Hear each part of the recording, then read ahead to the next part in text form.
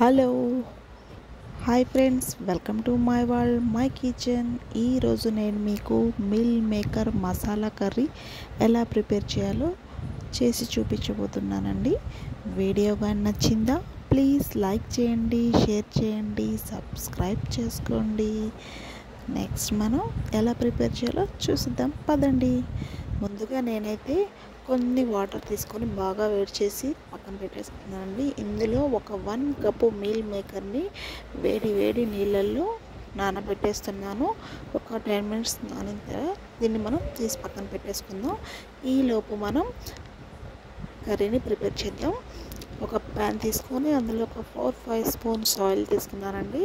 ఇందాక మనం నానబెట్టాం కదా, నానబెట్టినను వాటిని కొద్దిగా చల్లారిన తర్వాత వాటర్ అంతా బాగా చక్కగా పిండి వీటిని ఇలా ఆయిల్లో ఫ్రై చేసుకోవాలి. చూడండి, ఇవైతే మనకు ఎక్కడ మాడకూడదండి, దోరగా వేయించుకోవాలి. మంటని లో ఫ్లేమ్లో పెట్టండి. మంచి ఫ్లేవర్ వస్తూ ఉంటుంది అన్నమాట. చాలా స్మెల్ వస్తుంది, అలాగే టేస్టీగా ఉంటుందండి కర్రీ ఇలా ప్రిపేర్ చేసుకోవడం వల్ల. సో మీరు కూడా ఒకసారి ఇలా ట్రై చేయండి. నెక్స్ట్ బాగా ఫ్రై అయిన తర్వాత వీటిని తీసి పక్కన పెట్టేసుకొని ఇందులోనే మరి కొంచెం ఆయిల్ని యాడ్ చేసుకుందాం. ఆ తర్వాత ఆనియన్ తీసుకుందామండి. ముందుగా మనం సన్నగా తరిగి కట్ చేసి పెట్టాం కదా, ఆ ఆనియన్ని వేసి లో ఫ్లేమ్లో పెట్టేసుకొని మూత పెట్టి బాగా ఉడికించుకోండి. అంటే మెత్తగా మగ్గాలండి. సో చూడండి, మనకి ఎలా బాగా దూరగా వేగిపోతున్నాయో ఆనియన్. ఇలా చక్కగా ఆనియన్ ఫ్రై అయిన తర్వాత ఇందులో మనం అల్లం వెల్లుల్లి పేస్ట్ వేసి పచ్చివాసన పోయేంత వరకు ఫ్రై చేసుకోవాలి. చూడండి, ఇలా ఆనియన్ ఇంకా అల్లం వెల్లుల్లి పేస్ట్ బాగా ఫ్రై అయిపోయిన తర్వాత ఇందులో ఒక 1 స్పూన్ పసుపుని యాడ్ చేసుకుందాం. చూడండి, మంచి కలర్ వచ్చేసింది. అలాగే ఆ కర్రీ ఫ్లేవర్ అంతా మంచి స్మెల్ వస్తుంది అనమాట. అంత టేస్టీగా రెడీ అయిపోతుంది మన కర్రీ. ఆ తర్వాత ఇందులో ఒక 3-4 టమాటాస్ పేస్ట్ చేసుకొని వేసుకోవాలి. మిక్సీ పట్టేసుకున్నానండి. చూడండి, ఈ టమాటా పేస్ట్ని వేసేసి ఇది కూడా మనకి పచ్చివాసన పోయేంత వరకు బాగా ఉడికించుకోవాలి. దీన్ని మనం మూత పెట్టేసి బాగా మగ్గనిద్దాం. చూడండి, మనకు ఒక 5 మినిట్స్ తర్వాత ఆయిల్ అంతా ఇలా కొద్దిగా పైకి తేలాడుతూ ఉంటుంది.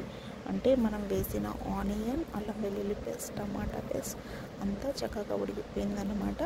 ఇప్పుడు ఇందులో మనం ముందుగా కట్ చేసి పెట్టుకున్న ఆలు ముక్కలు ఉన్నాయి కదా, అదేనండి మన బంగాళదుంప ముక్కల్ని కూడా వేసుకొని దీన్ని మనం బాగా కలుపుకోవాలి. ఇలా ఈ మసాలా పేస్ట్ అంతా మనకి ఈ ఆలు ముక్కలకి బాగా పట్టేట్టుగా చక్కగా కలుపుకొని ఇందులో మనం కొద్దిగా వాటర్ని యాడ్ చేసుకుందామండి. కొంచెం వాటర్ని యాడ్ చేసేసుకొని కలిపి మూత పెట్టి ఒక 5 to 10 మినిట్స్ బాగా కుక్ అవ్వనిద్దాం. చూడండి, మనకి బంగాళదుంప బాగా ఉడికిపోతుంది. ఇప్పుడు ఇందులో ఒక 2 స్పూన్స్ కారం వేసుకుంటున్నాను. అలాగే మనకి రుచికి సరిపడినంత సాల్ట్ మనం లాస్ట్లో యాడ్ చేసుకుంటున్నామండి. ఆ ఫ్లేవర్ ఇప్పుడు మనకి అన్నీ ఉడికినాయి కాబట్టి అన్నిటికీ సమపాళ్ళల్లో మనకు సాల్ట్ క్లియర్గా కరెక్ట్గా సరిపోతుంది ఇలా వేసుకున్నామంటే.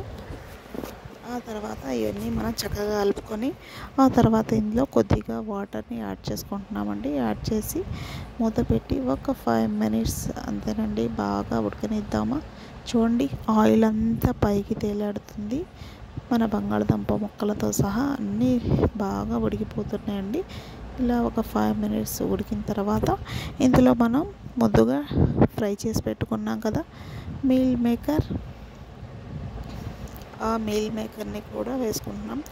అలాగే ఒక 5-6 పచ్చిమిర్చిని పొడవుగా చీల్చి వేసుకొని ఇందులో బాగా కలుపుకొని మూత పెట్టేద్దామండి. మూత పెట్టేసి ఇలా ఒక 5 to 10 మినిట్స్ దాకా బాగా ఉడకనిద్దాం. అలాగే మరి కొంచెం వాటర్ని యాడ్ చేసుకొని మూత పెట్టేస్తున్నాను. చూడండి, మనం మూత తీసి చూసామా ఆయిల్ అంతా ఎంత బాగా పైకి తేలాడుతుందో. మనకి కర్రీ ఆల్మోస్ట్ ప్రిపేర్ అయిపోయిందండి. ఈజీగా మిల్ మేకర్ మసాలా కర్రీని మనం ప్రిపేర్ చేసుకోవచ్చు. అది చాలా టేస్టీగా ఇంట్లోనే ప్రిపేర్ చేసుకోవచ్చు. ఇలా అంతా బాగా ఉడికిపోయిన తర్వాత లాస్ట్ అండ్ ఫైనల్ మనం కొత్తిమీరని కూడా యాడ్ చేసేసుకొని బాగా కలిపేసుకొని సర్వింగ్ బౌల్లో సర్వ్ చేసుకుందామా. అంతేనండి, ఆలు meal maker masala curry ready అయిపోయింది. వీడియో కానీ నచ్చిందా? ప్లీజ్ లైక్ చేయండి, షేర్ చేయండి, సబ్స్క్రైబ్ చేసుకోండి. మీరు ఒకసారి తప్పకుండా ట్రై చేయండి. ఎలా ఉందో కామెంట్ చేయండి. Thank you for all.